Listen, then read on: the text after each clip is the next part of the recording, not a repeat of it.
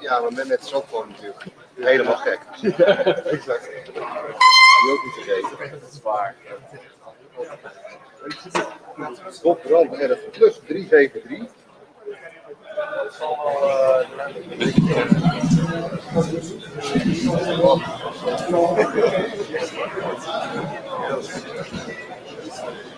Ja, hier wel.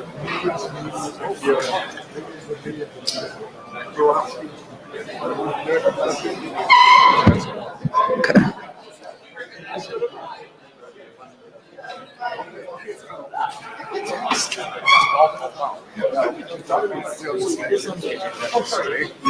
No. Well, I talked to Tim about it, and Tim was going to get up and say we're headed toward. Ja,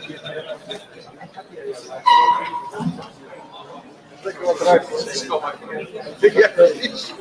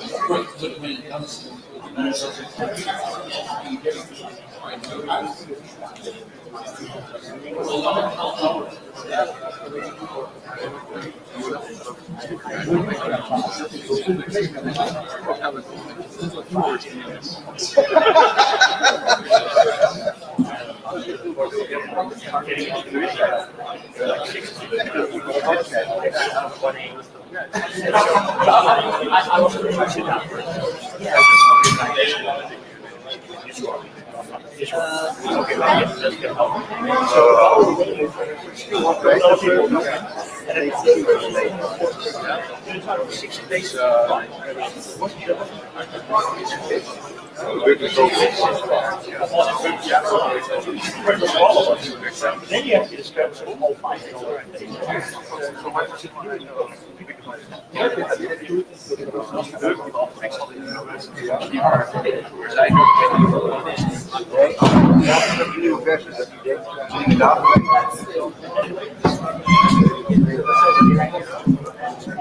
All right, good afternoon, folks.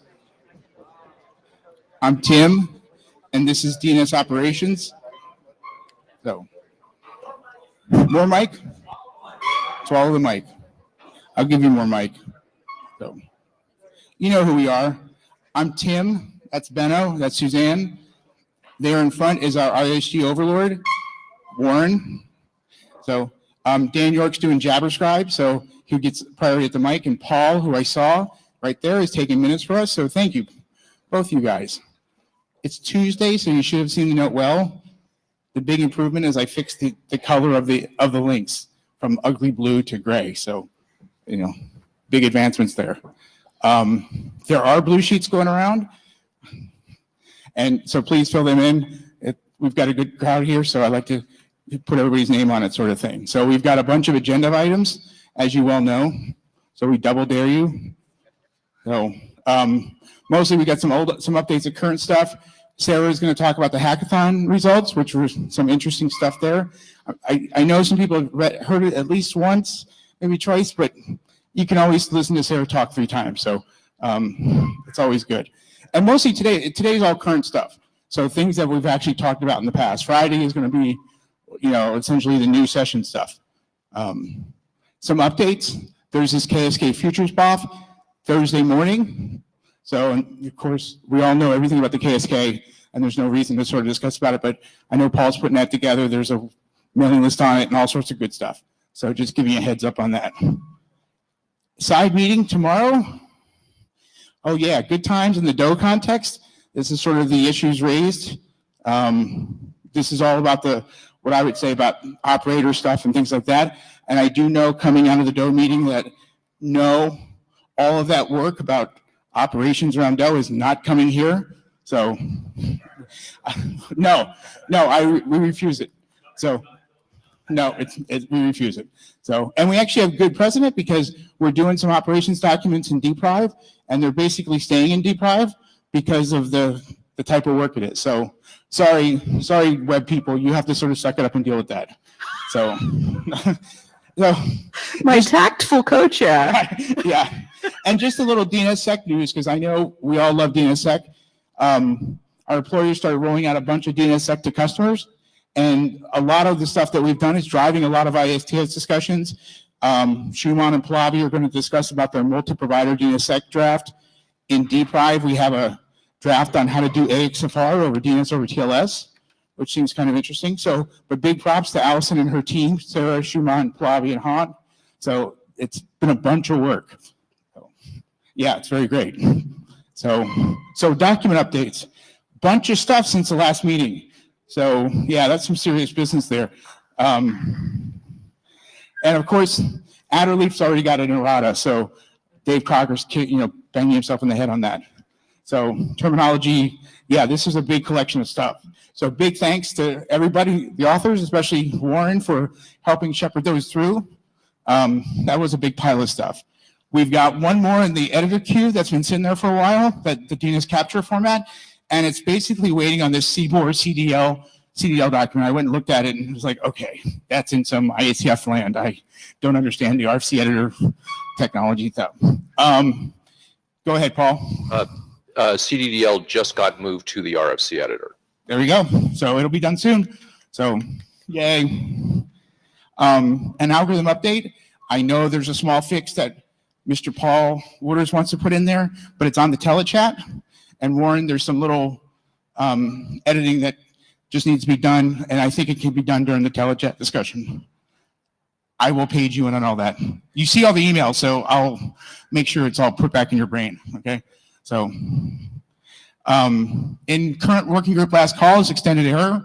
It's kind of been sitting there, and it's been interesting because we've got some good results out of the hackathon that sort of generate some comments on how to essentially describe things a bit better. So I know Wes has promised me, because we talk at 6 a.m. every morning, that he's going to spin a new version with some of that, and he's going to address that. Yeah, Wes Herdiker, ISI. Yeah, a new version will be coming soon. The comments are really well appreciated, and I love the fact it was implemented at the hackathon. That was thumbs up. I totally love it too. So that's great. So we just discussed that. And we have this call for adoption active on DNS Zone Digest, and the feedback we've seen looks like we're going to call it adopted. We're just waiting for, probably just because we're busy doing other stuff. But yes, that looks like it's good. So thanks all. 7816 biz, which is QNAME minimization. It's kind of stalled according to the authors, but just mostly needs some time and some reviews. And we're probably going to see that. I'm hoping for some updates by Montreal. That's good. It's the first time that I'm actually poking at authors to tell them to get moving. Usually they're kind of kicking me. Serve stale, interesting mailing list discussions. How's that? It's probably a polite way to say it. It's a nice combination of technical and IPR issues. And so I like how the authors are addressing it. They're being very positive and very good about trying to find a good middle ground. So I think, I'm hopeful. How's that? So, but I'm usually the optimist here. So, no response. I've been talking with the two authors, and we spent a lot of time reading this, the chairs have, and we do feel it's ready for working group last call. So we're probably going to kick that off and do a forcing function to get people to read that a little bit better. And of course, a lot of that comes out of the DNS Flag Day work. That's what was going on too. So 2845 biz, I kept thinking this was going to be done by now, but some of the comments around readability, Benno has been sort of chasing all this really good. So there should be working group last call soon on that. So a name, that's an interesting one. I left it off the agenda this time because I want to spare you, but we will have something forward. I want to do either an interim or something before Montreal, because I have some way of sort of framing the issues and talking about, there was an interesting draft that Mark Nottingham put out about the internets for the end users and all that kind of stuff. And in the world of DNS, I don't see the end users as the operators of the zones or even the users of the internet. I see it as the application developers that build stuff that use DNS as the indirection layer for what they do. But that's kind of my weird view of the world. And there's a big elephant in the room there with Amazon Web Services. And so I want to do something, but I want to be able to figure out if we can actually move the industry towards us as well as we move towards them. So, and Matthias is going to tell me I'm completely wrong. This is great. No, not at all. Just my perception of A&M Matthias Mecking IC is that Tony Finch did a write-up and that was posted to the list, and there were crickets, and maybe because people are fed up with A&M. So in a side meeting, this meeting, we plan to actually take A&M and reduce the scope and only focus on the provisioning of site, because the current draft actually discusses A&M on provisioning side, server side, resolver side. And maybe if we reduce the scope, we can actually get some traction again and make some progress. That would be great. And one thing I've noticed. Sorry, Go ahead. we are the open source developers. Yes. So, yeah, sorry, Matthias mentioned we at the side meeting, but we are the open source developers. It's the cabal. Yeah, thank you. Your cabal. Okay. So, and that's one thing I've noticed. I remember I think it was the last meeting, we talked about extended error and what came out of it, where people were saying, we like this, but we like less of this. And it was like simplifying, sort of giving that sort of least common denominator, that simple set, and that we can always expand on later. Like once we get it to something working and we can move the two industries together, then we can sort of say, okay, that's great, sort of thing. Yeah, I like that. So I was going to contact Tony and tell him, to don't give up hope. So yeah, and that's something I'm not going to give up on. So until you guys kick me out. So I see this as we have a problem space that we need to solve somehow. So candidates for adoption, the authoritative recommendations document is fairly interesting, and it's on Friday's agenda. So he just can't stop naming things, right? So Paul's document actually got some interesting feedback about certain things. So we do think there's some things in there we should add. Some of it seems a little excessive, but I'm letting the working group sort of hand that out. You like my new label? So it's perfect. So also, I spoke with Daniel about the validated requirements document. I know there's been some interesting discussions, and it looks like it's starting to come together. So if he gets some good updates coming in the next month or so, we may actually put that up and see how the list says. And so I'm hoping to do a call for adoption before Montreal, if it all comes together, right? We'll see how that goes. So, yeah, and these are some other documents. The Yang ones, these are all being talked about today. Jason's got 2 documents. He presented in Hawaii, thought he had them adopted, I think because he got good feedback, and then he disappeared. And then he came back and said, oh, no, they've been adopted. And it was like, no. They were just sort of presented sort of thing. But they are interesting. And so, especially with a lot of the DNSX stuff, there's some, interesting places there. Our stuff's in the data tracker, our stuff's in GitHub. We try to keep things up to date. So you can always just go check the links. And here's our agenda. Shuman and Pallavi are going to talk about, first, Cheshire is going to give a quick DNS status update thing. He's got only a couple minutes, so he's going to keep it short. Mostly we want you to sort of make sure the DNS people are paying attention to some of those service discovery drafts. So and then Sarah's going to talk hackathon results. And then we'll get into this, which is Shuman and Pallavi talking about multi-provider, Paul talking about 7706 BIS, TCP requirements document, which I know Dwayne presented in TCPM, so I'd like to hear about that. And then Jason's documents, and then the Yang thing. And we put this in, we also, because the chairs always want to know, where are we going with these documents? So we kind of put these little action things in there. Do we think it's this? Do we think it's that? Because we kind of want to be transparent with you guys, but we also want to put stuff in that we know that things are moving, sort of thing. Not so just much presenting for the sake of presenting all the time. So let's get started with the good times. Mr. Stewart, get moving, buddy. So.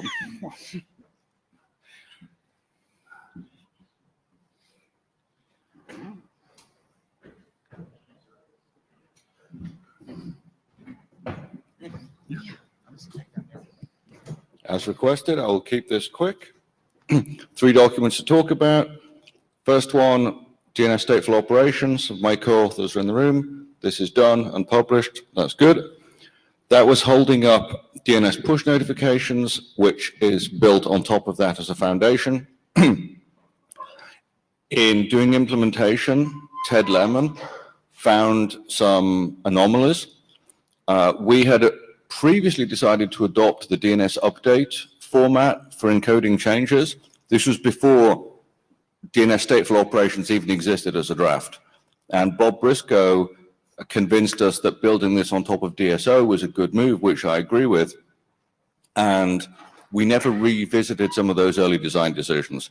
And Ted discovered that there was an issue that there was no way to express the DNS class when records were deleted. Now, we know that DNS class is hardly used, but we didn't feel it was the role of the DNS Service Discovery Working Group to be deprecating classes. That's a decision for this group to make, but not for our document. So we made some small changes to the document. We will be redoing the working group last call in the Service Discovery group before that goes to IETF last call. The other change we made was in writing the code, Ted Lemon realized that for the reconfirm operation, there was really nothing useful the client could do with the reply. So it was just extra bytes over the air for no reason, extra code waiting for a reply that's just going to be ignored. So we changed that to be a DSO unidirectional message. Again, when we started this work, there was no such thing as a unidirectional message.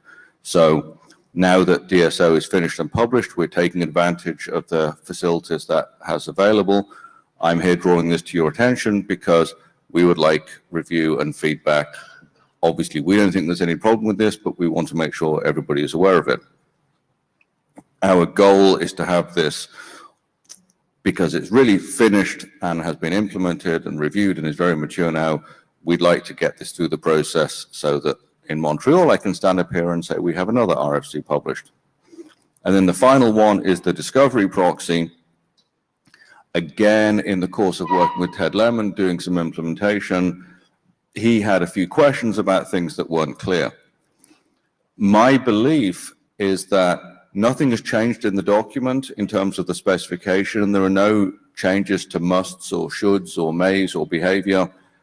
There is some more explanatory text which reveals things that were kind of in the document but a bit hidden before. One of the main points is that the idea of the discovery proxy is that you pick a subdomain of the DNS namespace and map that onto the .local namespace of a particular link using multicast DNS. And broadly speaking, there's a bidirectional one-to-one mapping that every record that exists in the .local namespace has a corresponding name translated into the DNS tree. But there are some exceptions. For example, link local address records in the local domain are generally not translated because they're not usable outside the local link. And in the other direction, there are some SRV records which conceptually give metadata about the zone. So the DNS LLQ SRV record, the DNS push notification SRV record, they give the target host and port for that service. They don't exist in the .local namespace on the link. So we've added some text to the document that discusses these differences and surfaces them so they don't come as a surprise. I will be sending an email to the list summarizing those changes. I'm here requesting that people take a look at that, and if you agree that these are just changes in explanatory text, then a quick email saying so would be helpful. If you think this changes anything in terms of the protocol, please say that too. And if we have to redo another IETF last call, we will. We want to be transparent about this. And our goal is to end up with a better document that is more readable and more informative, because that's what we're here for. Thank you, Stuart, for sharing this with DNSOP. Please review. Okay, thanks. Next, Sarah.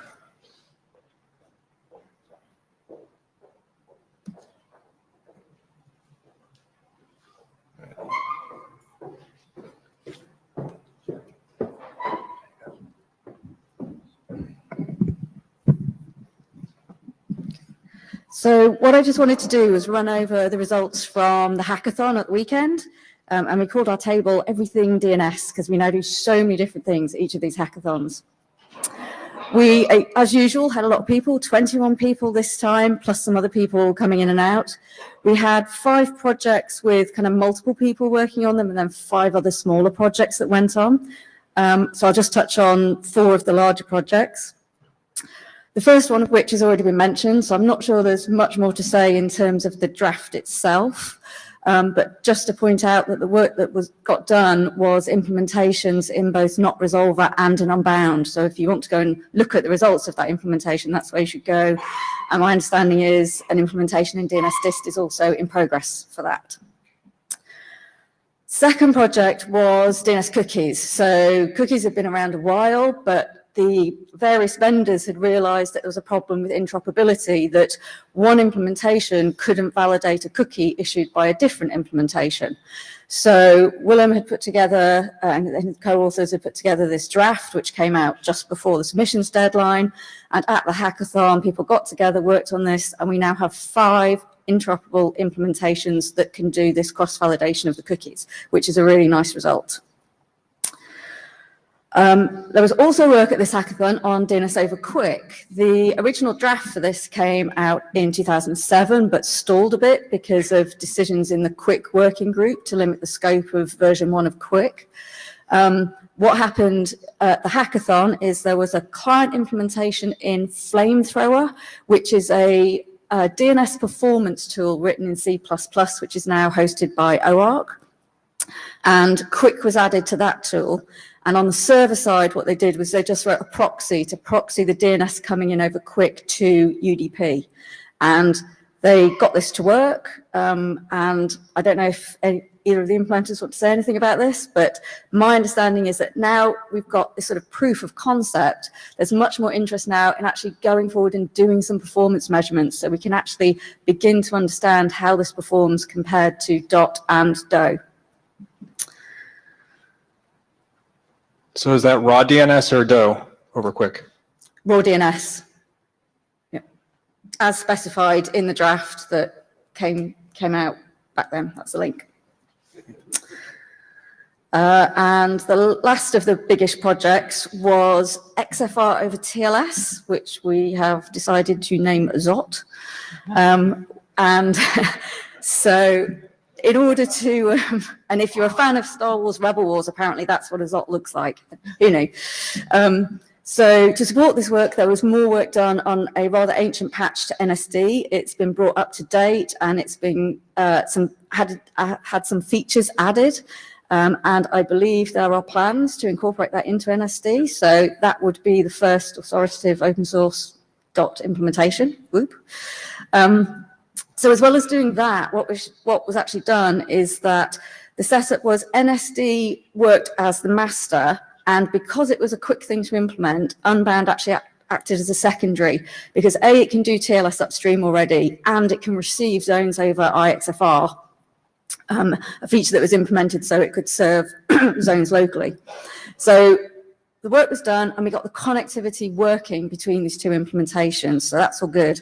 What we did realize is that we need to take a step back and really think about the authentication model here, because you have various combinations of ACLs, TSIG, potentially certificate authentication. So we need to work through what are actually the best things to propose there.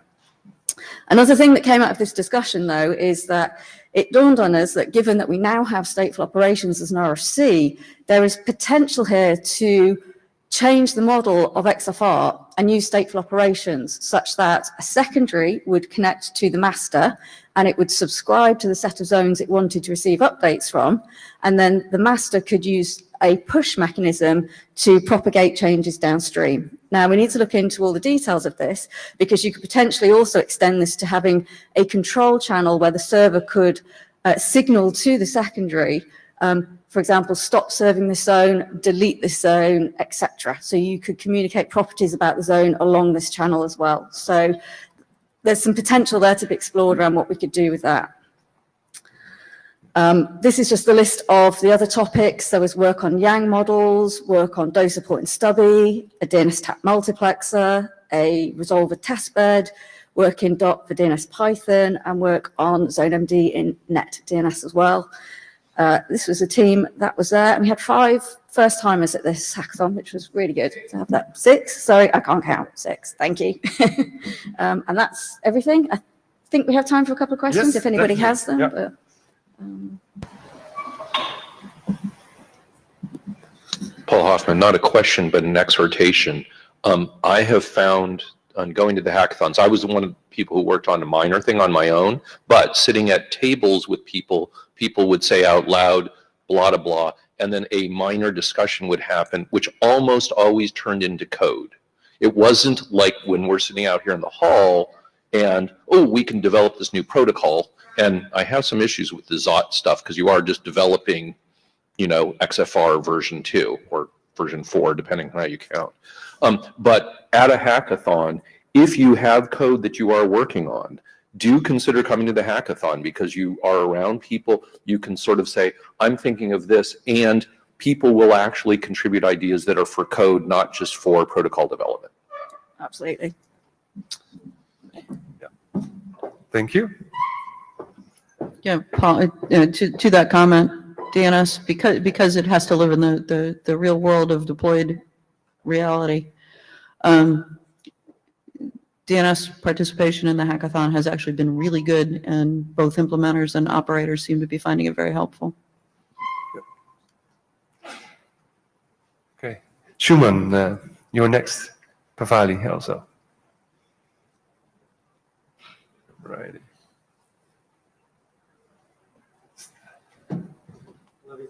Okay.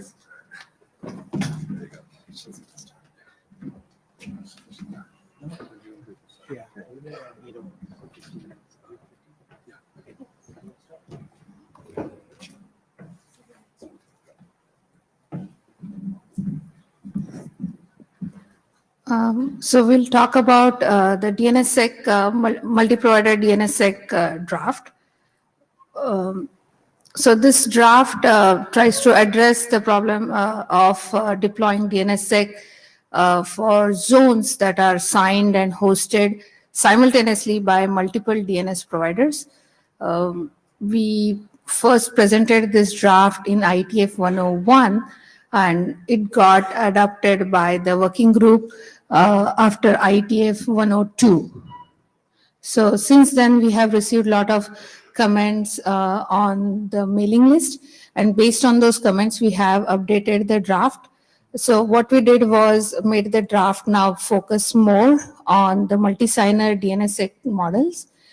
Previously, the draft talked a little bit about the serve-only model, which is primary, secondary, or online on-the-wire signing type of model, but we have removed those and just focused the draft on the 2 multi-signer models. We also added a section on provider migration or inter-provider handoff of DNSSEC signed domains. In this case, the providers could be registrar, registry, and that's the section that we are going to flesh out a little bit more. Another section that we added was key management API requirement. So this is the API that will be used to manage the keys between the 2 providers of the multi-provider DNSSEC. So how this kind of specifies or give a generic format of how the key management, what functions it should do, the API between the 2 providers without going into too much specifics. And then lastly, we have added some text to the security consideration section. It was TBD for a long time. And then now Shuman will talk about the pending work.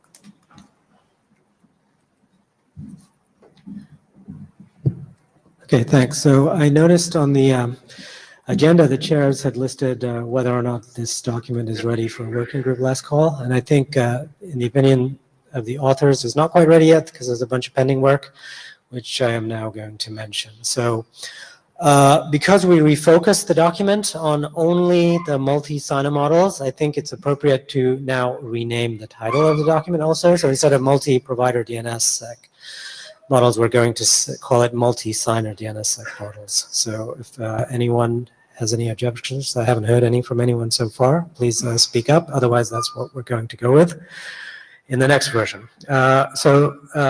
We had a few requests from colleagues to add, since we mentioned two models, we don't really give any advice on how people should select a particular model.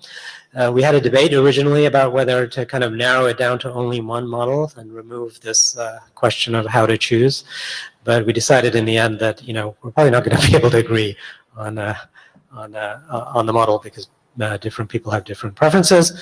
So what we're going to do is just add a section outlining the pros and cons of each so that people can choose. As mentioned, we're going to also flesh out the inter-provider handoff section. So this wasn't discussed in the original version of the document, but lots of people are interested in this subject because if you think about it, what this draft talks about is a model where we have steady state operation of two simultaneous signing providers. But the inter-provider handoff problem of handing off a secure zone non-disruptively from one provider to another, you can think of it just as a kind of interim transitional state of this model. So it's easy to apply the mechanisms, the key sharing mechanism described in this document to solve that problem too. So we're going to provide some more explicit text about that subject. And then another recent thing that came up, I think Tony Finch brought up how these models can be used with CDNS and CDNS key. I answered that on the list, and I think this is just some very simple enhancements. This can be accommodated and everything will work fine, so we'll flesh that out. And lastly, a question that has been asked a number of times of us is, do we need to flesh out an abstract API for key management and key sharing as part of this document? And we don't have that right now. As Pallavi mentioned, we added a section on API requirements, or what functions a specific API needs to provide so that you can successfully deploy these models. I think that's probably the best we can do because as it turns out, this topic is fairly complicated. Most of the managed providers each have their own proprietary APIs, right? They're not going to switch to a new one just because we design one. So the best we can do is propose what functions they need to implement in their API. And most of those APIs today, frankly, they're not DNS-based. They're typically REST over HTTPS, something like that, a web-based thing. In theory, the APIs needed to implement these models could be done using DNS update or even EPP. So far, I haven't seen much interest from any of the parties interested in these proposals to do that. So the document right now takes an entirely agnostic approach. So these are the functions you need to implement. We don't care about what API is deployed to implement those things. All right, and then the other thing we're doing in parallel is we're working with some running code. So IETF102, which is in Montreal, I think, we deployed prototypes of both of these models. We tested them with a whole bunch of open source validating resolvers and confirmed that they seem to work fine. There is a key management provider interface done by my colleague Jan, who's an author of this document. I'm going to call him up in a little bit later to talk about that in more detail. And the last thing we're doing is, even though the primary use case that originally motivated this document was working with commercial managed DNS providers that had these traffic management features that were difficult to sign in a cooperative fashion across providers. It turns out, open source is not inconceivable that people will want to do this with open source implementations too. So we would like to see how difficult it is to get these mechanisms supported in open source. And then, so the prime use case for that is the inter-provider handoff. You may or not be using any traffic management features. You're using an open source implementation, but you still want to use this stuff, right? I've done some tests with Bind, and at least the second model seems to be quite easy to support out of the box, even with their automated DNSSEC management systems. And I've had some most of the Bind developers are here, it turns out, so I had some productive discussions with some of my colleagues there about how to implement the second one. So we're not quite sure if that one will, the second one meaning the first model, that's the one I haven't yet tested. So I was advised to try it out, and if it doesn't work, let's fix that. And we're going to look at a few other open source implementations too. And now I'm going to call Jan. Can you come up?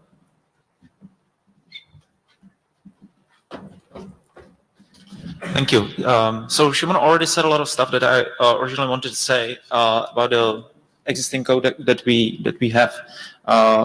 Like in Montreal at a hackathon, we met for the first time to try this out, and we wrote a simple prototype glue code that just implemented this abstract API or this API that we described very generically, and it made us work with not DNS and bind by just taking the bind signing utilities, signing the code keys separately, stitching it all together. And about a month after the hackathon, we actually tried to implement this at NS1 to figure out if there's some different considerations. And it seems that the interface could be real lightweight. We are also talking to different providers who want to support this, and we came with something which we called Key Manager, which can apply on both of these model 1 and model 2. So this diagram just shows how this Key Manager could work, and it also implies how the interface could look like. In the upper part, whatever is in the upper part is essentially the inner workings of Key Manager, and what you see on the bottom is the API of the providers. So the providers provide some different interfaces. Could be REST API in case of NS1 is REST API, and the Key Manager runs on schedule. So the first step is always to pull the public keys from all the providers, collect all the information. If the provider uses, the provider always has at least one key signing key, so it signs this and produces DNS key, CDNS key, CDS set, depends on configuration, and alongside with the configuration and pushes these records back to the providers. Because the whole point of this, from the protocol perspective, is to keep the DNS records in sync. And this appears to work in both models 1 and models 2. Because this Key Manager can run independently at each provider, and they just need to support each other's APIs. Or you can run this provider completely separately. This manager completely separately from your providers, and you can have better control of the KSK, for instance. I think that that's it. We are definitely looking for feedback on this because our document is informative, and we don't know if it makes sense to come with something more descriptive. And I think it will be I personally think it will be very hard to agree on something because, I don't know, I guess open source vendors will want to do this inbound of DNS protocol. Other providers probably want to use REST API with different authentication mechanisms. And I think it's just difficult to agree on this.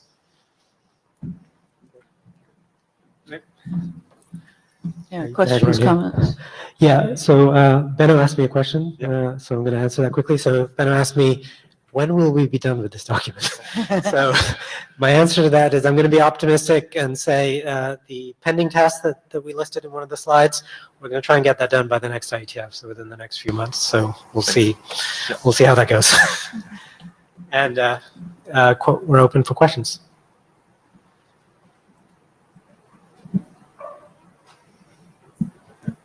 Paul Hoffman, on your pending tasks, can you go back to that? Is that possible?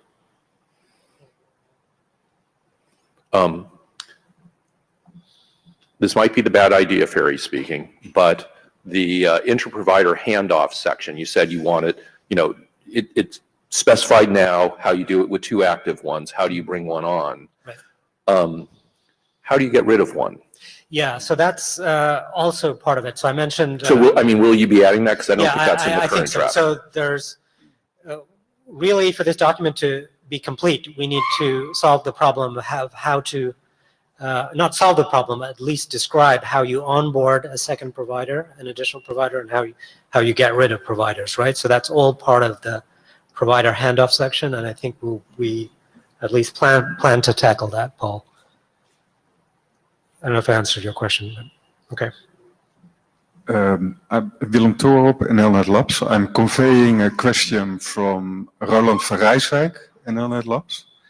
On the previous picture, what's the difference between the green and the blue key signing keys? Oh yeah, sorry. The diagram is incomplete. The blue key is the private key. This comes with different diagrams that we use in different contexts. So all the keys you see, the green one, the purple one, and the orange one, these are our public keys. The blue one is private KSK, but it matches the green one. John Reed, Akamai.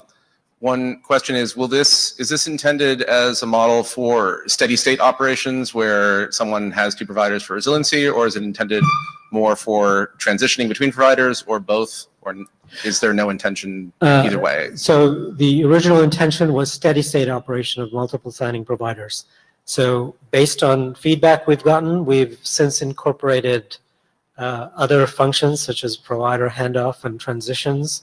But I think the original focus of this document was at least steady state operation of multiple providers. But I think we're going to tackle a bunch of additional things. Okay, thanks. And then if we're considering migration, does that imply that eventually there would be an update to RFC 6781 that would get rid of this idea of non-cooperating operators? Or yeah, so that's because right now, for example, it's perfectly acceptable to unsign the zone because that's the way it is. Right. So the people who first accosted us about this interprovider people were from the ICANN and community that has to deal with this problem. And they're actually really looking for a document from IETF that states this is the way you should do it so that you don't have to go unsigned.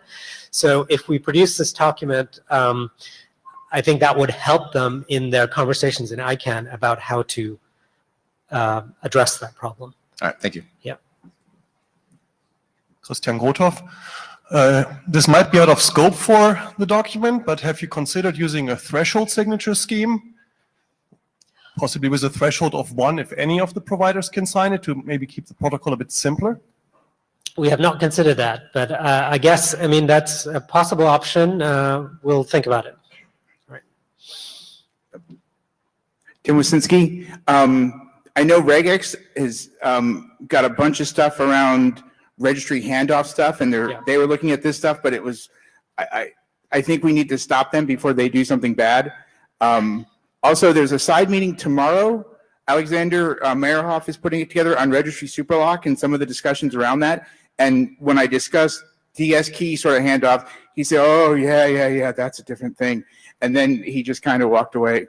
But if you're into that sort of namespace, I think that's a sort of a, I can't exactly remember. I think it's like 3 o'clock or something like that. So that's a little meeting to sort of show up on. But he said it's a small room, so maybe not everybody shows up. That's all. So just a heads up, right? Right. We want to stop the registrars from doing like weirdo things. So. Yep. Okay. All right. We'll try to clue ourselves into what's going on there. I don't think this is the appropriate place to say where we need to stop registrars from doing stuff. Paul Hoffman wearing my ICANN hat, we don't get to tell registrars what to do or not. I'm not sure the IETF is a good one either. No. He's right. So. Okay. I look at this and the first question I ask is, how do you do policy separation? How do you keep provider A from signing provider B's things? And oh, by the way, who's signing the NSEC records if you've got multiple providers? Okay, so I think I have a simple answer to that question. So what is happening in these cases is each provider is independently signing the entire zone data. The DNS key RR set is treated differently, and the way you have to carefully manage the contents of the DNS key RR set so that all providers, the union of all the providers' zone signing keys are there, so the validator can always have a valid path to be able to authenticate an answer, no matter where it could have cached the DNS key RR set from one provider and got a signed response of a data record from another. It needs to be able to authenticate that. So you're adding additional signatures that you don't really need? No, we're not adding additional signatures. We're importing additional zone signing keys into the Apex DNS key RR set. But the published data set includes signatures over the RR sets by different providers? By different providers. You just told me the entire zone was signed by both providers. Yeah, independently. So depending, if you get a response from provider A, you'll get a response signed by provider's own zone signing key. If you get a response from the other provider, it'll be signed by their zone signing key. Okay. And it does work. We've tested it, and validating resolvers do not treat this as a problem. One more point to add is you mentioned NSEC 3. So we have addressed that also in the draft, where if the two providers have different modes of doing NSEC 3, like the NSEC 3 param might be different. But the suggestion is both should have, one cannot do NSEC and other do NSEC 3. So I'm just saying that because you mentioned NSEC 3 also. So that's addressed in the draft. And I'm just reminded that someone accosted me the question just before this meeting, and I think that was Ralph, and he was talking about, are we going to mention anything about the fact that you could get packet size increases in this configuration? And so I think I'd forgotten about, I was planning to do that at some point. So in this scenario, what happens is the DNS key RR set increases in size depending on the model. So those will be bigger than a normal DNS key RR set response, but normal non-DNS key responses, there is no change to the packet size there. And it turns out if you're using something like ECDSA, you can stuff a whole bunch of keys in a DNS key record without even going anywhere near the internet MTU. So I don't think there will be a practical operational problem. Yes, final question. Patrick CZNIC. I didn't think this through, but think about aggressive caching and what could happen. Just make sure that you've thought about it. Yeah, I can answer. It works. Okay, great. No, yeah, if the providers use different NSEC methods, they will cache it independently. It's similar. You can roll between NSEC and NSEC 3. You can change the NSEC 3 params, and it works. It's slightly less effective, and we are definitely not doing it easier for the resolver, but it works. And we have a section in the draft that suggests to use the same NSEC mechanism and to use the same NSEC 3 salt. Okay, thanks. Thank you. Yeah, so what we had said about this draft on the agenda was to check whether it was ready for working group last call, and I think it pretty clearly isn't, but the next rev we'll try to go ahead and so maybe for Montreal, do keep do keep those cards and letters coming, because this is still very actively under development, but it sounds like it's getting there. Thank you, guys. Let's see. Yeah, Paul is next. Right. Hi there. This is just a very brief update on the 7706 BIS document. Oh, wow. Let's see if it works. It does work. Okay. So since the last meeting, we've published 2 drafts. When I say we, it's Warren Kamari and I. Warren looks up and goes, "Oh, am I co-author?" Yes, you are. So the O2 is, people were asking, since this is 7706 BIS, 7706 had a very specific set of goals, and the working group, we had started, when we started the original 7706 work, it was wide, and the working group asked us to narrow it so that we could finish. We did, but for 7706 BIS, many people have been asking us to widen them again, because now with operational experience, this seems reasonable. So we clarified the new goals in O2, and we added an example of Unbound 1.8. O3, which we just published, we added an example for Bind 914, which was a little bit premature because Bind 914 came out a week after the draft did, but it seems to still be correct. I checked that. So these are the 2 drafts since the last meeting. So, and the working group chair said, "Hey, is this ready yet?" So we, the authors, don't think that it's actually completely ready yet, because we know that there are other providers of this root zone data that will be coming out. The examples in the current draft are how to do it with current or expected future, although now it's current, resolver software with getting things from the root zone servers. That was what was done. Wes Hardiker at ISI has a project called Local Route, and it would be nice to actually talk about that as a provider in the document. And for those of you who don't know Local Route, there's the URL. Lots of people here have heard that ICANN is working on something called Hyperlocal, but we haven't released it yet, so that's in the future as well. And there may be other people who have also thought about how do we provide this root zone data other than the ways that are currently in the draft. So we, the authors, think that in fact it's probably worth waiting to finish this document before, since we know these data providers are coming out. And once we have a collection of those, so we know that there's at least 2, and maybe other people are thinking of becoming a data provider for the root zone in different ways, have a section on those as well to sort of complement the how do you turn this on in your resolver. I think that's the last one. Yeah, so that's what we're thinking now. We still would love comments and suggestions on how to, improve the document until then, but we might wait for a bit. So that's it, and Wes is coming to the mic. Hi, this is Paul Vixie. It's Wes Hardiker at ISI wearing my Paul Vixie hat. Why is the root special?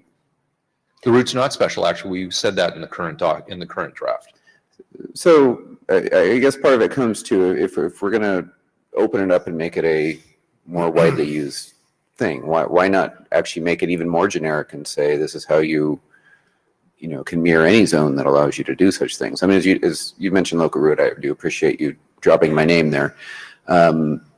It's actually not your name, it's your project's name, but that's okay, because you said your name was Paul Vixie. No, sorry.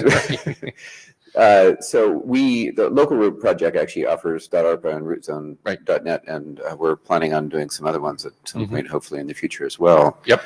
And this seems like a useful technology to basically do pre-caching of an entire zone. For any zone that wants to allow its correct zone to be done all at once. It would Absolutely. be sort of useful to actually put in some words in there saying that we're talking about the root zone specifically. I did in 03, but it was essentially a sentence, because someone on the mailing list, might have even been you, said, is this special? So we said no, but we don't have any examples of that. So if you look in the in the appendices, all of the examples are for the root, because that's the only one that is generally being pushed out now.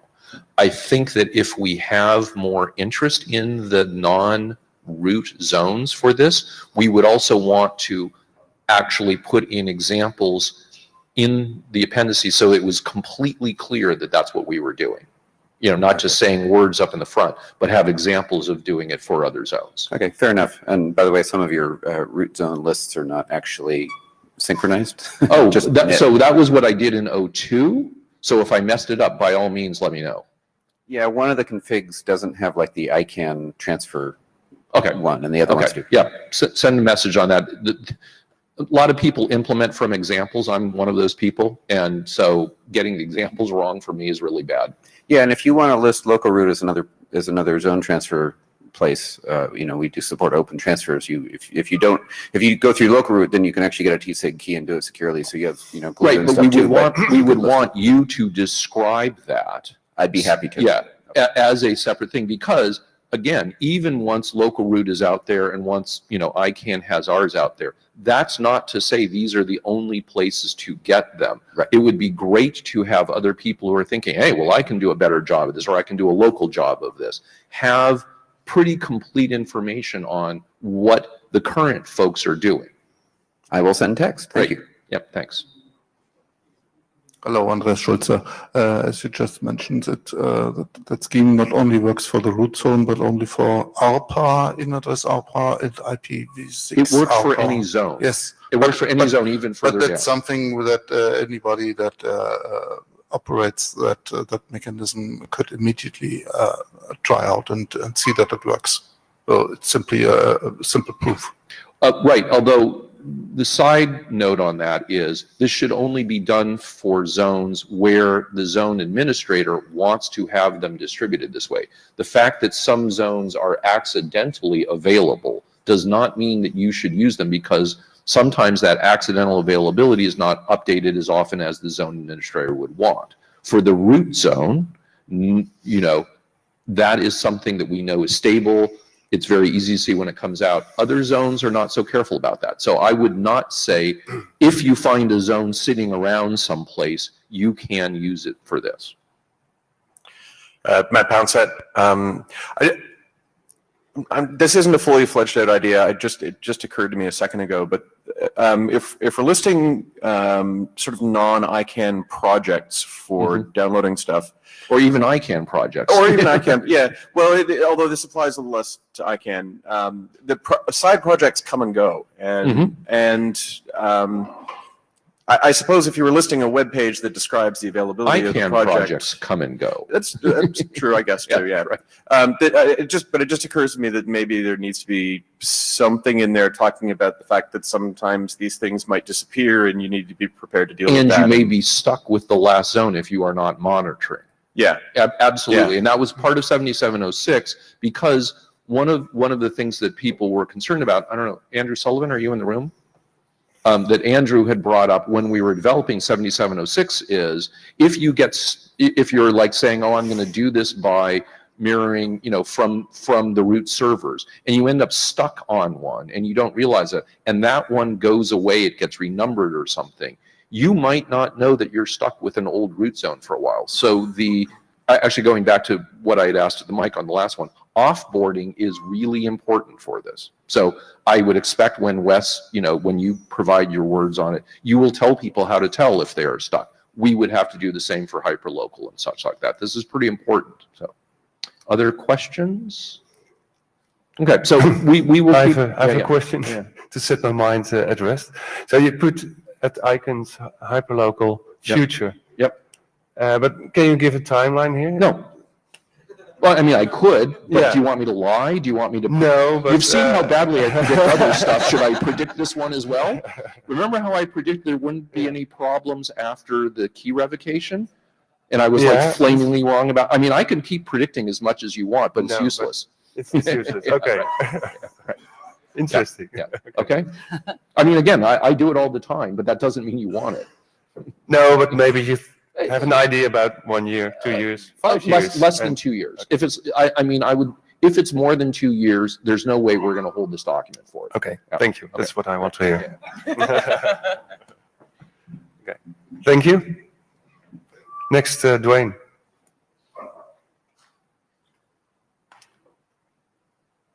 There we go.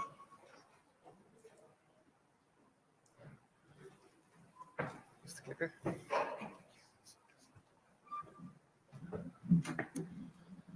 So this is about a draft called DNSOP TCP requirements. This was this slide deck was really written for the TCP maintenance working group, but I thought we'd give it here. So this is cut and paste from the abstract of the document, and it talks about how this is advice to operators, saying why you should, why all the reasons why you should support DNS over TCP, and the kind of bad things that could happen to you if you don't, for some reason, if you don't support it in your network.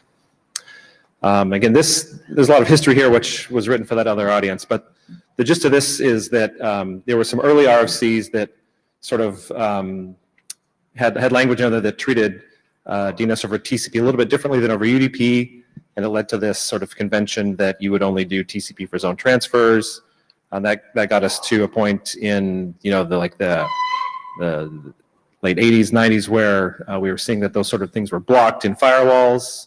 And then in 2010, Ray wrote RFC 5966, which addressed a lot of those misconceptions and said, hey, TCP, DNS over TCP is really important, and you should treat it the same as UDP. Felt like that RFC went a little bit unnoticed and kind of didn't go far enough, so it was revised. State of the situation is that if you've got a large response in DNS or UDP, your choice is either to fragment it or to truncate it. Both of these can encounter problems. The fragments can be blocked in firewalls. The TCP can be blocked in firewalls. And of course, if you find yourself in that situation, you may be facing a little bit of latency. A lot of us know that today DNS clients have to have a lot of retry logic around this, where they'll hunt for the right size that can get through and so on. So RFC 7766 specified DNS transport over TCP implementation requirements, revised that older one. It made no recommendations to operators and had sort of these recommendations here that said, implementations must support both TCP and UDP. Note that clients may elect to use TCP first. Don't assume that they would do UDP first and then fall back to TCP and so on. But the draft that we're talking about today is the companion document to that, which is advice to operators for DNS over TCP. And it says a lot of the same things. It says that both must be supported in the network. It says that the name server may limit the resources that it devotes to TCP, but it must not refuse TCP just because the same thing would have succeeded over UDP or some other transport. It notes that filtering of DNS over TCP is a really bad idea in general. There may be some reasons why you need to do it, but in general, it's considered harmful. And operators must allow both transports when servicing TCP or DNS. Sorry. So there's a few sections in there that get into more specifics. The first section is about connection admission, and here's a bunch of must, shoulds, must nots. These are all pretty much cut and paste from the draft. So it talks about well, first it says the SYN cookies can be effective in mitigating attacks. Services that are not intended for use by the public should be protected by ACLs. It specifically calls out FreeBSD. It has this nice accept filter thing where you can sort of protect the application from connections that aren't fully established and so on. Let's see. It says applications must not be configured to refuse TCP queries that were not preceded by UDP. So that's just repeating something from earlier. It says the DNS servers should enable TCP fast open when possible. And if you have a cluster, you should use the same key on all those instances. The draft also says that clients should enable TFO when possible. And some of the feedback I got in the TCP working group yesterday was that perhaps this should here was a bit too strong for the way things are today, and that should be changed to may. There was some feedback that there's not quite perfect interoperation among TCP fast open at this point in time. So next, after your connection is established, you have to think about connection management. And the draft says that servers must actively manage their connections, to prevent resource exhaustion. There's a number of ways that can be done. You can provide configurable limits on the total number of TCP connections. You can provide limits on the number of connections per address or per subnet. You can have limits on timeouts. You can provide configurable limits on the number of transactions per connection or the total time of a connection. So all of these things are described here with, again, different, may, should language. For connection termination, the draft talks about, it says that it's very preferable if clients are the ones that close the connection, so they bear the time wait state burden. On systems where servers end up with a lot of sockets in time wait state, maybe of benefit to tune local TCP parameters so that that doesn't become a problem. And in very extreme cases, you could use this SO linger trick with a value of 0 to avoid sockets accumulating in that state altogether. And a few miscellaneous points. Somewhere in the middle towards the end of the draft, it says that the recommendations here apply equally well to DNS over TLS. Some of the feedback I got yesterday was that this should be moved up higher in the document so that readers have this in mind from the very start. This draft does not say anything about DNS over HTTPS, which I think that's probably the right thing, but I just wanted to note it in case someone else didn't have that same assumption. And then there's a section about logging, because analyzing and monitoring queries over TCP can be a little bit problematic because you have to do all the things that TCP does You have to, think about connection reuse and reassembling and out of order and all that kind of stuff. So it talks about that. And that's the summary of the draft. I think, geez, I don't know what revision we're at now. 3. This is revision 3. It's been out there for a couple of years. We're trying to revive it and progress it. So welcome your feedback. Sarah Dickinson from Synodon. So 3 quick comments. One, there are also privacy concerns with recommending TFO in terms of tracking. So I think backing off that with the current understanding is probably the right thing. Okay. Yes to promoting TLS to be stronger as a requirement here. And it's literally just become an RFC, but do you have any thoughts about statements on using or support for DSO?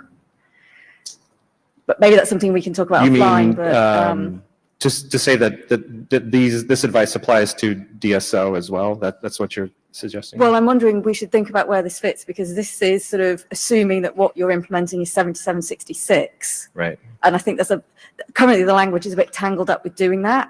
But if you could equally want to support that and DSO, so maybe we just need to find a little bit of language to reference where that might fit in. I know it's really new, but might be I'm thinking totally about. open to that. So If somebody wants to send, yeah, help me we can- write things, that would be great. Yeah. Yeah, we'll send text. Yeah. Wes Herdiger, ISI.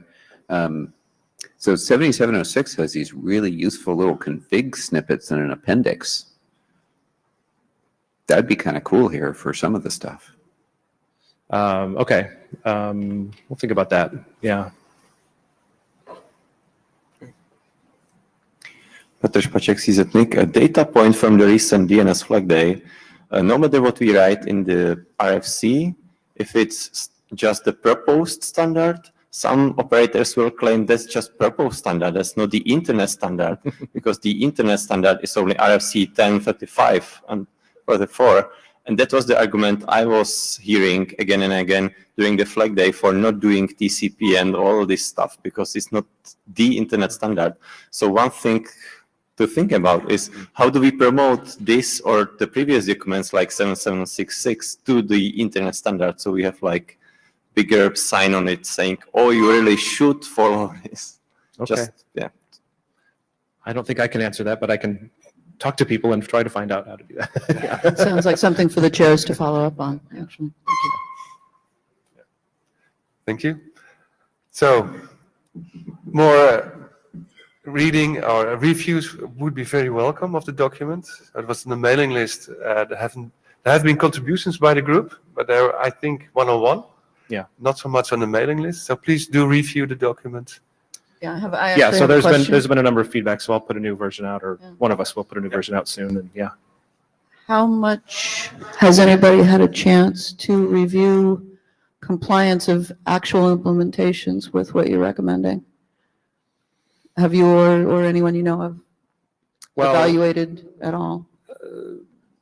But this document is advice to operators. Right. The previous one is the implementation advice. Sorry, yes. So I think that's probably out of scope for this one. The underlying question, though, is how much are people actually doing the right thing and we're codifying it, and how much are we trying to get them to start doing the right thing? Yeah, so I'm not aware of like any tools that we could all just go out and install. Maybe Jerry would know.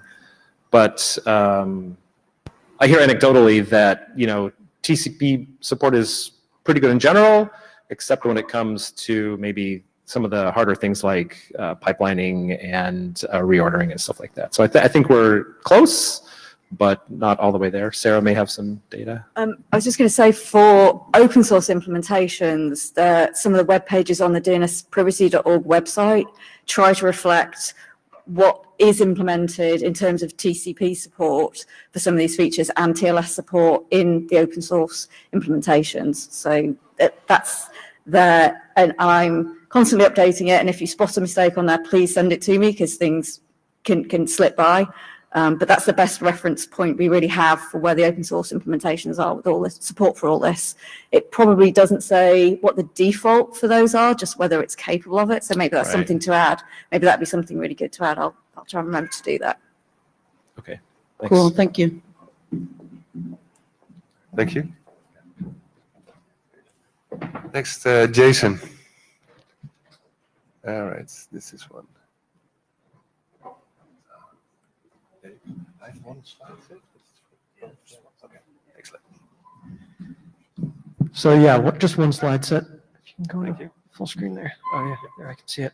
All right, so this is two DNS ops related drafts. These were developed way back when we were starting our DNSSEC deployment, and there were sort of three drafts. The first was negative trust anchors, and got that one done, and then these were sort of the other ones that were to the side, and I sort of forgot about them for a while, and then keeps coming up again and again, and hitting our DNS ops team, and so I opened them back up. And so, you know, they were motivated by a pattern over many years, basically consuming a lot of time and attention of our DNS ops team. And the two key things were, one, recursive operators getting blamed for the mistakes made in authoritative records or by authoritative providers. And then often when those things happened, or just generally, people recommending if you ever see a DNSSEC error, the thing to do is to switch to a resolver that doesn't validate, which seems nuts. And so, you know, this imposes, as a DNS operator, a cost on operators, and it perpetuates a bunch of misconceptions outside of this working group about how DNS works. And it creates a lot, especially around DNSSEC enablement, a lot of, you know, misconceptions that are problematic when you're trying to get more people to use validating resolvers. And so I thought some informational documents might be helpful. Hopefully this working group might be interested. If not, for my own personal sanity, I'll probably take them ahead as individual documents, just because it would be very satisfying just to be able to point to them regularly. So here is a recent example. So, you know, Windows 10 updates are broken again, but it's not Microsoft's fault. And then here's what you should do. Change your DNS settings to these, you know, recommended resolvers. And then like a day later, oops, now Microsoft says an external DNS provider, meaning one of their auth providers, had a problem. And it's going to take a while for downstream DNS servers to be updated, which basically means they had a bad resource record. They had to wait for the TTL to expire out of cache. You know, but in the midst of this, lots of people were encouraged to actively switch to non-validating resolvers, and told that their resolver operator was in fact the fault of the problem. Neither of those things were true, and this happens all the time. And we've got an example going back even to when the negative trust anchor stuff was set up. I think that time was like nasa.gov or something. So, you know, the two key messages in the respective drafts are, you know, if a resource record, whether that's DNSSEC related or not, just a regular one, is bad or missing or broken or whatever, has a problem, that's not something that a resolver operator can fix. It seems obvious certainly to all of us, but it's not obvious to literally anyone else. So, you know, we can't really fix that as a resolver operator, right? The authoritative has to fix it. And of course, if DNSSEC validation fails, well, you know, that might be for a kind of a legitimate reason, right? And how do you know whether it's legit or not? Probably shouldn't tell people, you know, to switch to a non-validating resolver to get access to that. Maybe you should put pressure on the people to have better signing procedures and to fix that issue, you know, if indeed it's not a security issue. So, you know, it's a sort of a security downgrade sort of thing. So I think, you know, that's sort of the key summary. The documents are very simple at a high level.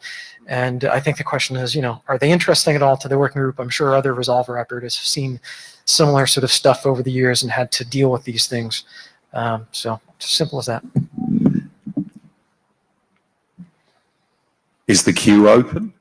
Yeah. Hi, But hi, George from APNIC. Jason is allowed to run the queue. So okay, I'm running the queue. That's power. That's incredible power. So I think I mentally summarized, don't blame the recursive problems in the authoritative. And then I thought, when the signaling bandwidth is serve fail, right?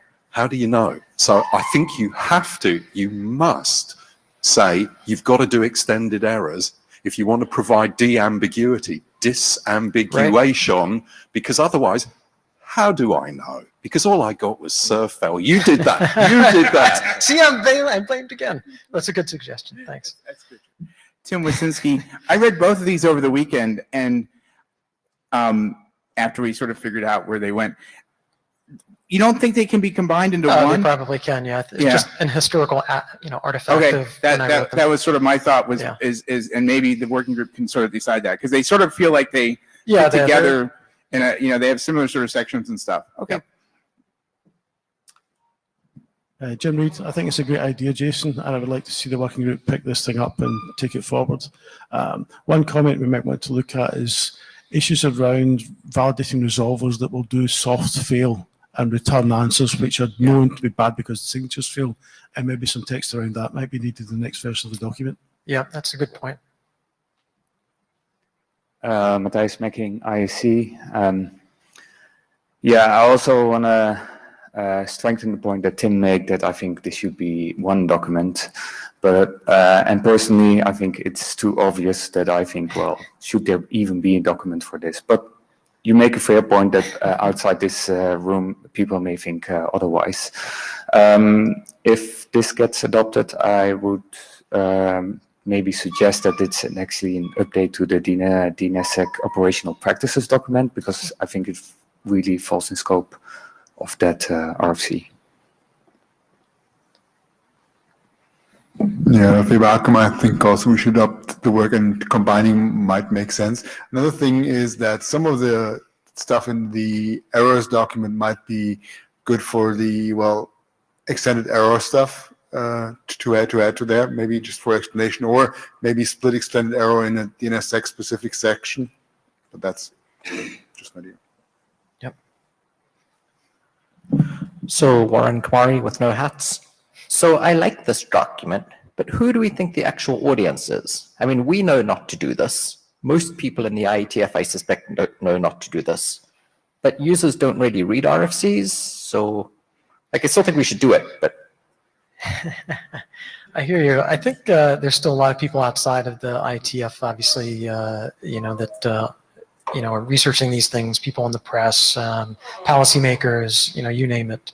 Lots of people blame the recursors for this. Yeah. Stefan Bartsmeyer. This is a general question of outreach. I don't expect the Go user to read RFC, but I expect the RFC to be read by people who are not here but close. Then they will produce documents that will be read downstream until we reach Go user. So the goal of the IETF, in my opinion, is not to try to explain things to ordinary users. It's not our area of competency, but to produce authoritative documents that could be used by people who are better writers than we are. Tim Wasinski, actually, I think the audience for this would be like network operation type folks who know DNS but aren't obsessed about it like we are.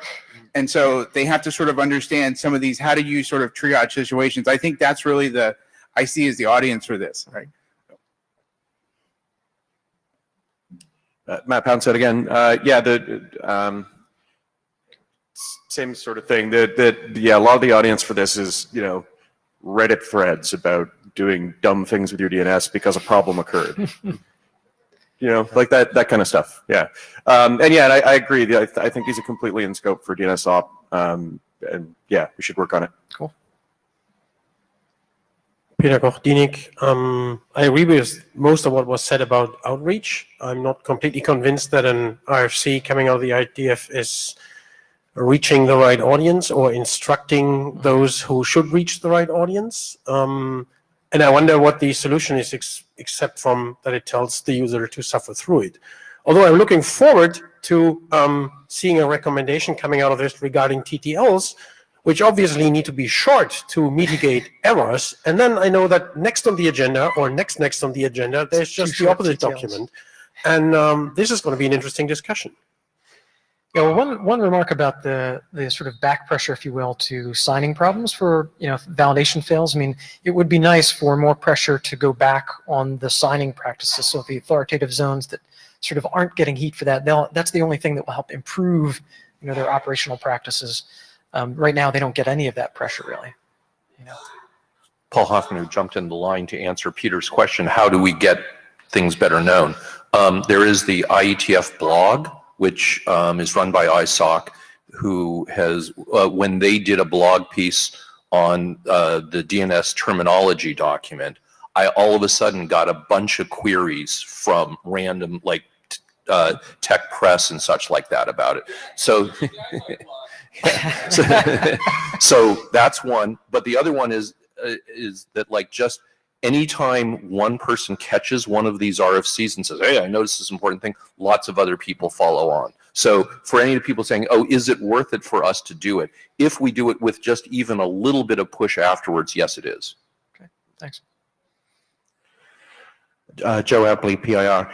Years ago, we wrote a document called Help, Help, I'm Being Attacked by Prisoner.iana.org, which very similar, which was about people who didn't understand their firewall logs. They thought they were being attacked with DNS responses for queries they had sent. And which also, following the logic that's been expressed here, could have seemed like a ridiculous thing to bother writing, because who would bother if they knew to look for an RFC? But it turns out for lots of people that was useful. And I've had feedback from lots of people that said, when I tried to explain to someone that this wasn't a problem, and they told me I was an idiot because I don't know about firewalls, because they work in the IT department, I showed them this RFC and it made a difference. So I think we don't necessarily have to expect that people who need this information are going to read it, but they're going to be pointed towards it. And if it's got an RFC number, it means something.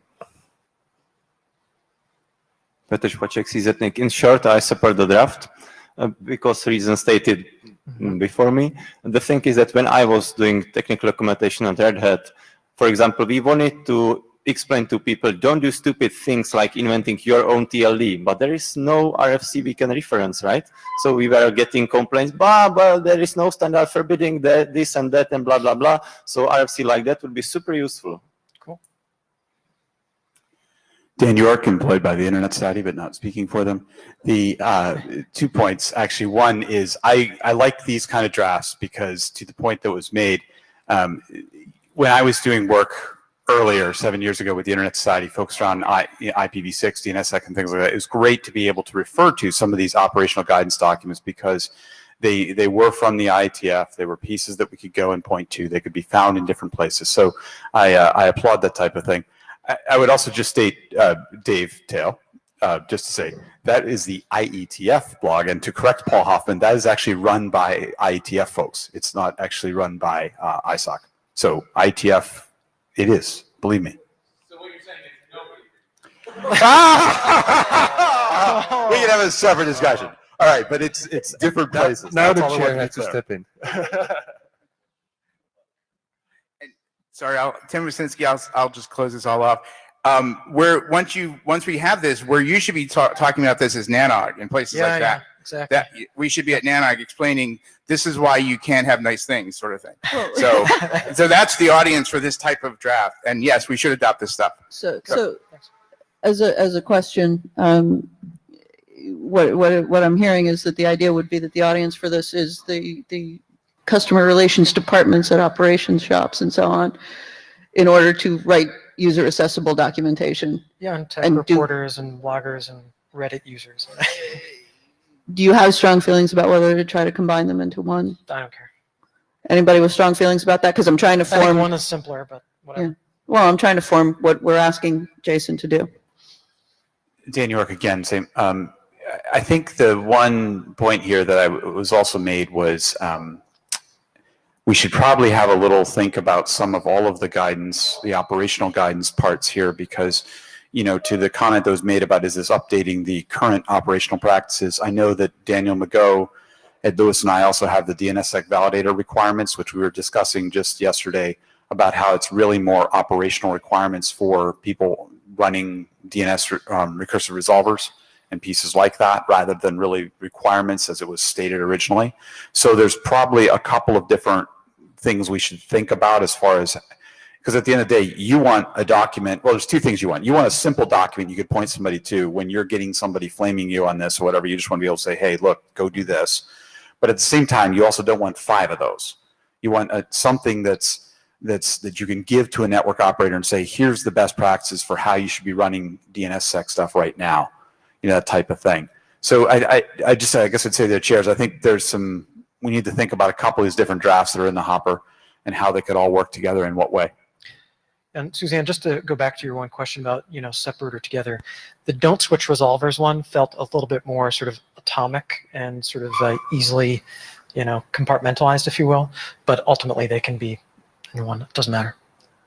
Matthijs Mekking, IEC. When it comes to the question whether it should be one document, I would prefer to be one document for the two reasons that they are so intertwined. Yeah.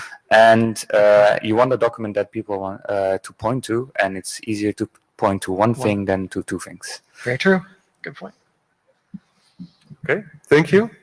Any comments? So I think we go forward for one document and then call it for adoption. On the mailing list or maybe with the next meeting. Yeah, thank you. Okay, last presentation by Stanislav Lotka. Is he? Okay, there you are. All present. You do have the rare luxury of putting a head on top. Yeah, we are in luxury position. There we go. And full screen. There we go. Hi, I'm Láďa Lhotka, and Petr Špaček is the co-author of this document. And to start with, Petr will report briefly about our efforts during the hackathon earlier this week. Thanks.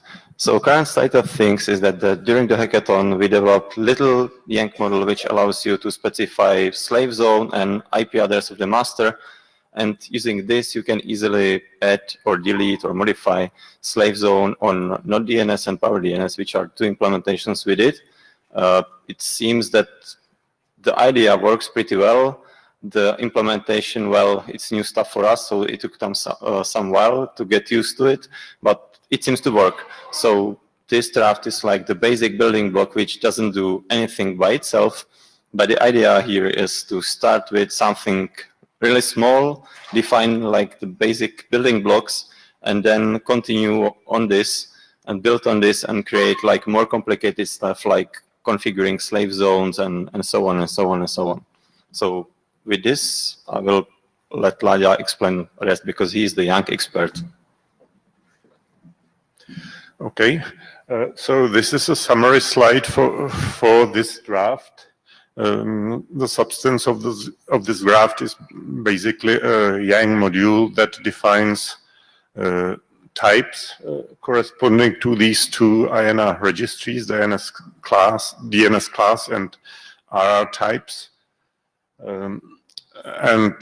Since the previous revision, there have been no changes whatsoever to the Yang module itself. We only added like 2 paragraphs explaining more details about the context and use cases. In short, the idea is really at this moment to work on the translation of these two and other relevant INR and other maybe registries and provide this as really a building block for further data modeling work in Yang. Hopefully, this is a relatively straightforward job and hopefully uncontroversial. But again, maybe I am too naive here. Anyway, there have been 2 issues raised in the mailing list related to the previous revision. One is the relationship between the Yang module and the INR registry itself. Can they get out of sync or cannot? And the other issue that took me by surprise was that the semantics of deprecated differs in different places. I will talk about both issues in more detail in a minute. So just to show you what the Yang types are that correspond to these two INR registries. For each registry, we have actually 2 data types. First is just an enumeration of the mnemonic names of the registry entries, and the other data type shown at the bottom part of the slide. They permit to use both the mnemonic name and the numeric representation of that item. So depending on the circumstances, either of these data types can be used. Now, the first issue, there have been a comment in the mailing list that maybe some things in the INR registry are not correct. For example, some of the entries are now experimental and should be moved to obsolete. And there was an opinion that perhaps we can just fix it in the Yang module independently of the INR registry, and this would serve the data modeling purposes. But in fact, we do not recommend doing so, because this draft is based on the assumption that after this working group publishes this initial revision, then the rest, all the updates from that point, will be handled exclusively by INR. So all changes to the registry will be immediately mapped to some changes in the Yang module, and the INR considerations section also contains quite detailed instructions about how this can be done. So as soon as we try to fix the Yang module independently, probably this process will break, and I think it's quite a benefit for the working group if as soon as this draft is published, no further work is needed for the forthcoming updates. So, of course, I don't know if you have any opinion about that. I think that, in short, if the INR registry is broken, it has to be fixed in the INR registry, and this will be then automatically mapped to the Yang module, and that would be it. No comments on that. So the next issue, that's an interesting one. It's the meaning of deprecated. There is now an RFC 8126 that, among other things, also defines the meaning of obsolete and deprecated. So in particular, deprecated means that the use is not recommended, whereas the Yang specification says that, what you can read it, that deprecated permits new implementations in order to foster interoperability with older implementations. So what it means that, let's say, a cryptographic algorithm gets compromised, so this algorithm will become deprecated in the INR registry, but implementers of the Yang module will happily continue implementing this algorithm in order to foster interoperability. So I think this is not really a good thing to do.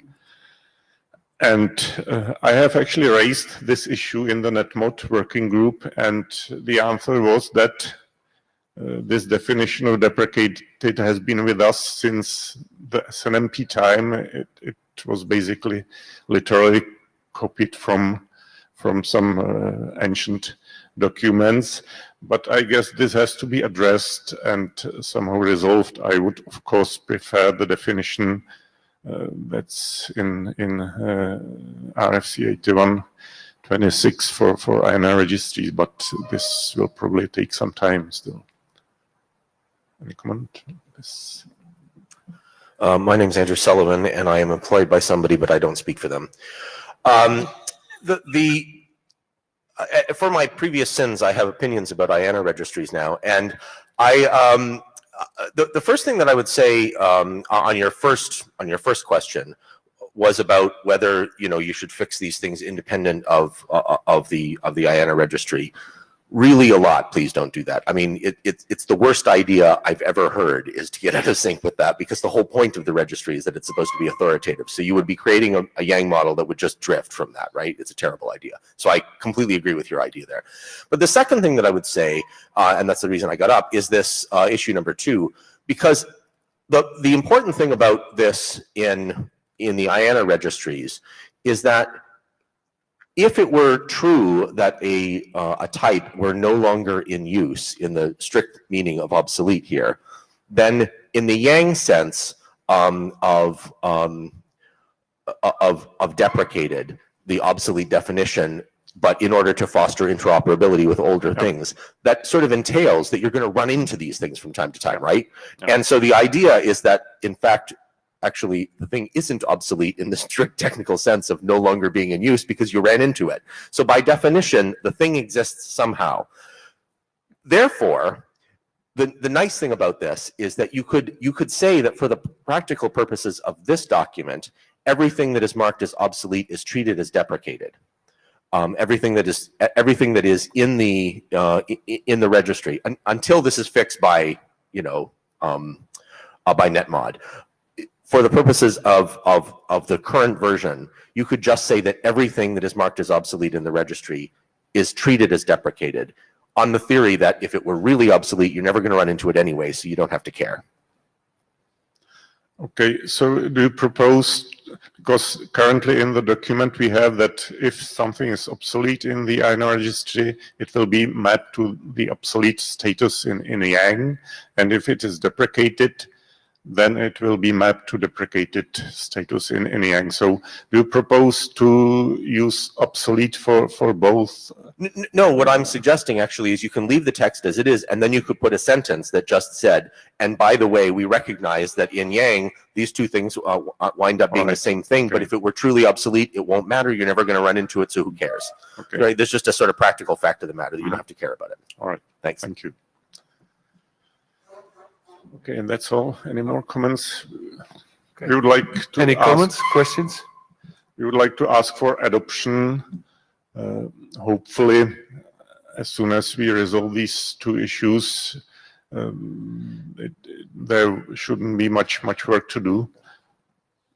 Yeah, it looked to me when I read the draft like it was relatively straightforward to review the data type characteristics specifically. But it's not entirely clear, as kind of as Andrew was pointing out, that the expertise for these issues that you need is in this room. So where are you getting this reviewed in netmod, or where else has it been considered?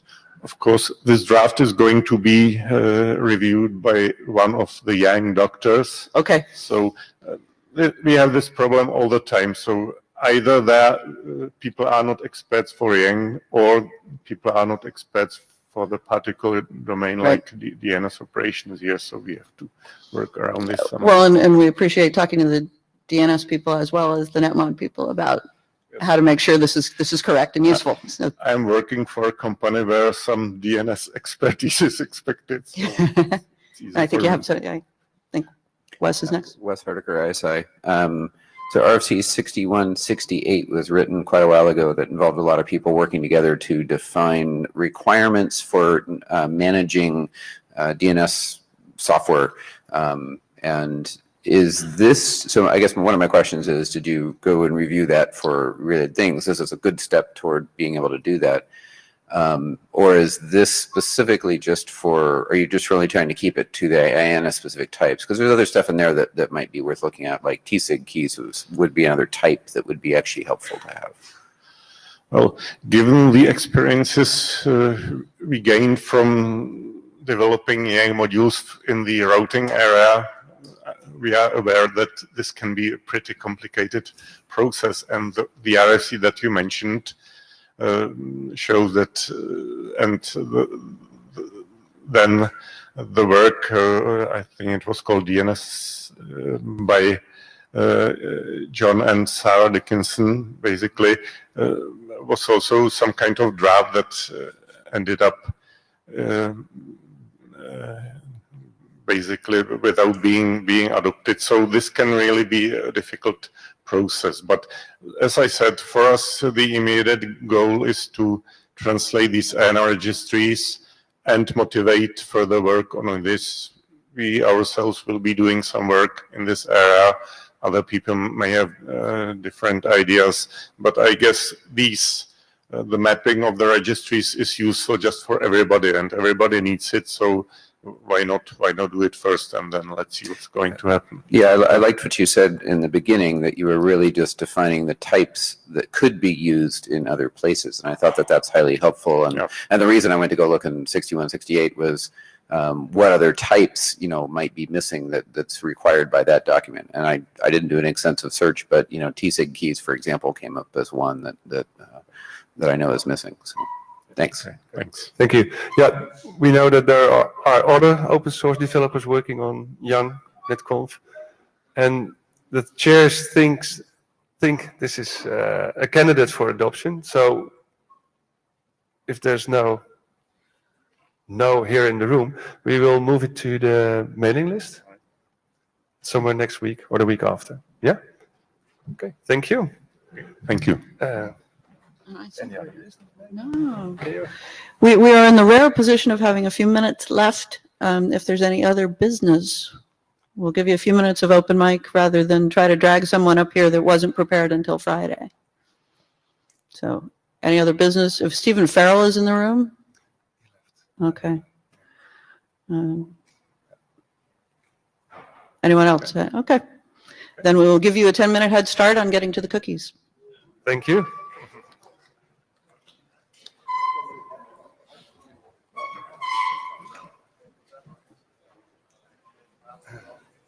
Wish I'd been prepared to do it to slot something else in there, but we're never under time. No.